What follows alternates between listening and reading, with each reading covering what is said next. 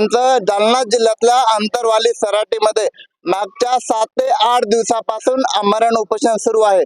त्यांची तब्येत सुद्धा बिघडल्याचं आपण पाहिलं असेल। त्याचे पडसाद सुद्धा हिंगोली जिल्ह्यातल्या अनेक ठिकाणी पाहायला मिळतात। मी वसमत तालुक्यातल्या गिरगाव फाटा या भागामध्ये आहे। मागच्या 24 तासापासून तब्बल चक्का जाम आंदोलन मराठा समाजाच्या वतीने केलं जातंय। माझ्यासोबत अनेक मराठा समाज बांधव आहेत, त्यांच्याकडून आपण भावना जाणून घेऊया। दादा, काय सांगाल, कशा पद्धतीनं हे चक्का जाम आंदोलन सुरू आहे आणि काय भावना आहेत, काय सांगाल? जे सगळे सोयऱ्याचा अध्यादेश सरकारने काढलाय त्याच्यावर एकही प्रकारचं आतापर्यंत प्रशासनानं नुसतं भूलथापा देण्याचं किंवा सरकारचं आम्हाला तर असं आंदोलन करते जे मराठा समाजाचे असे आमचं म्हणणं आहे की जरांगे पाटलाचा या सरकारला घात करायचा आहे आणि त्यांच्या जीवाचं काही बरं वाईट झालं तर आम्ही शांत बसणार नाही। जरांगे पाटलाचं उपोषण संपेपर्यंत आणि त्याच्या पोटात अन्नाचा एक कण जाईपर्यंत आम्ही या चक्का जामवर ठाम आहोत। हिंगोली जिल्ह्यामधला सकल मराठा समाज बांधव या निर्णयावर ठाम आहेत। आणि काही मराठा समाज बांधव माझ्या सोबत आहेत। दादा, कशा पद्धतीनं भावना व्यक्त करताय? मागच्या 24 तासापासून डबल आंदोलन करताय आपण, काय सांगाल, काय भावना? मराठा समाजाचा रास्ता रोको आंदोलन हे आमच्या गिरगाव पॉइंटला आहे आणि दादा जरांगे यांच्या अन्नाचा कण सुद्धा पोटामध्ये नाही।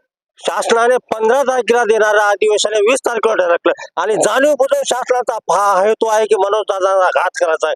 जसा आमचा वाशीला घात केला तसा आज आमच्यासाठी चर्चा करण्यासाठी मोठमोठाले येत आहेत लोक आणि आम्हाला हे सांगत आहे नुकसान तुमची सर्वसामान्याची होत आहे, आम्हाला काही घेणं देणं नाही। आमचे लेकर बाळ सुद्धा आम्हाला घरामध्ये अन्नाचा घास खाऊ देत नाही। तुम्ही इथं का बसलेत आणि मनोजदादा उपाशी आहेत आणि तुम्ही इथं का बसलेत आणि मनोजदादा उपाशी आहेत हे सुद्धा आम्हाला पावत नाही। तरी सुद्धा मनोजदादाच्या अन्नाचा घास पोटामध्ये गेल्याशिवाय आम्ही एक सुद्धा इथून चिंच भर मागच्या 8 दिवसापासून आंतरवाली सराटी येथे मनोजदादा जरांगे पाटील हे अन्नत्याग करतात, उपोषण करतात। त्याचे पडसाद हिंगोली जिल्ह्यातल्या गिरगाव या भागामध्ये पाहायला मिळतात। अजूनही काही मराठा समाज बांधव माझ्यासोबत आहेत। दादा, काय भावना आहेत, काय?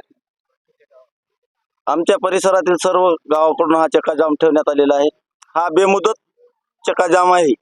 तरी या सर्कलमधील सर्व तमाम मराठा सगळे सोयरे हा कायदा पारित होत नाही तोपर्यंत हा चक्का जाम सोडायचा नाही आम्हाला। आताच काही थोड्या वेळापूर्वी प्रशासन आलं होतं, काय आश्वासन दिलं त्यांनी? कशा पद्धतीनं या ठिकाणी भेट झाली, काय सांगा? प्रशासन चर्चा करायला आलं। प्रशासनानं कसल्याही प्रकारचं आश्वासन दिलेलं नाही। तरी मनोज दादा जोपर्यंत उपोषण सुटत नाही त्यांचं तोपर्यंत आम्ही इथून हटणार नाही।